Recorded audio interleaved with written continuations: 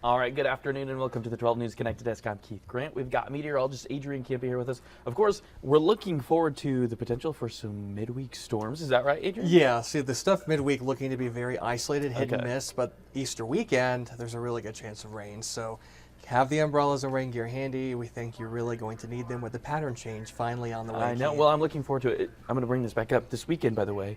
Super hot. Yeah, yesterday we had highs into the upper 80s and low 90s across Kansas, so it definitely felt more like summer.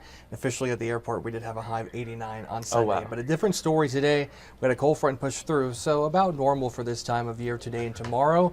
But then summer-like heat returning by the end of the week before we cool things back down this Easter weekend. So on future track, there's not much happening. We have northwesterly flow, which is why we are going to see a cooler day thanks to that cold front that rolled in.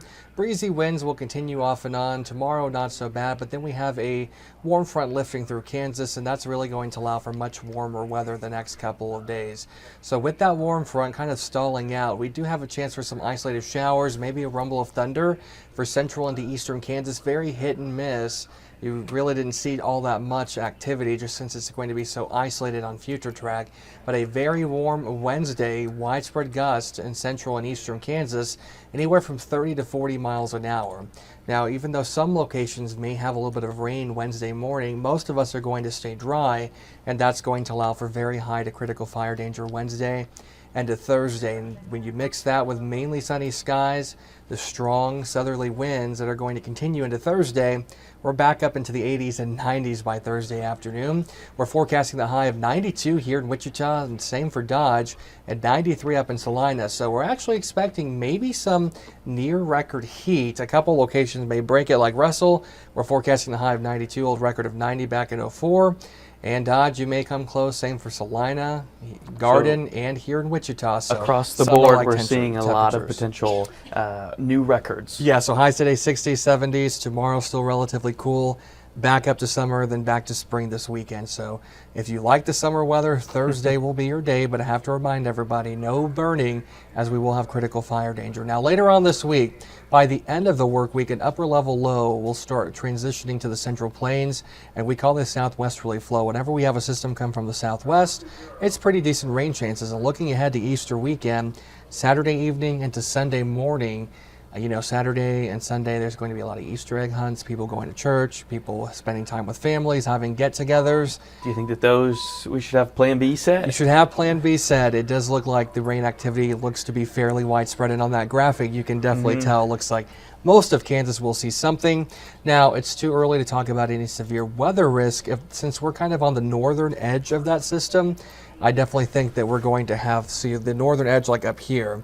I think we're going to have more of a just heavier rain event. The severe weather will be off to our south into Oklahoma. So I think we should be fine, but of course that could change since we're still several days out and it is that time of year, but it is looking to bring some pretty good rains for Easter weekend. And looking ahead, so look at these dates, the end of the month, above average for the Central Plains. So that's something we're keeping an eye on, as that could translate, again, may, those are the key words, an uptick in storm coverage, which, this time of year could mean we're likely going to have a risk of strong to severe storms at some point, but that's normal this time of year. Just want to remind everybody, we are transitioning to a more active weather pattern to end off April into early May. We touched on this last week, but just something we're keeping an eye on. Until then, just some passing clouds. Dodge seeing lots of blue sky returning, but still mainly cloudy here in Wichita. We're sitting at 61 right now, so definitely cool out there. And overnight tonight, going to be chilly, 29 in Goodland, 33 in Hays, and 39 here in Wichita. So definitely going to be a chilly night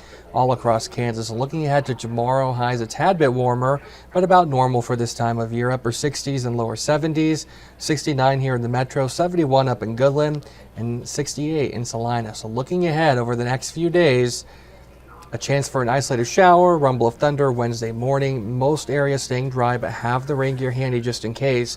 A better chance at more widespread activity as we get into Saturday and Sunday. Now, Friday night, there is a very small chance of a thunderstorm, mainly southeast of the Turnpike, but I think the best chance Kansas is going to have for rain activity will be Saturday into Sunday, as it's looking widespread. And it's way too early to talk rain amounts, but Keith, just a little preview sneak peek. This could be, for several locations, maybe over an inch. Oh, wow. I don't want to scare it away, yeah. but there is that possibility. So we're excited.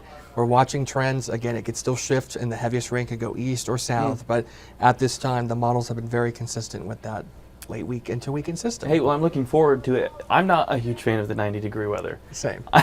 So I'm looking forward to the potential for some rain this weekend. Yes. All right, thank you, Adrian. Of We'll be right course. back after the break.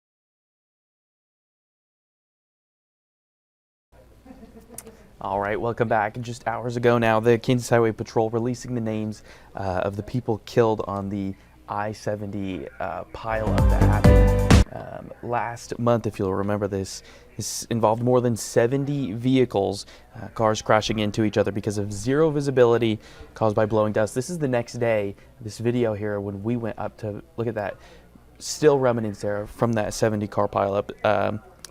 This happened in northwest Kansas on I-70 there.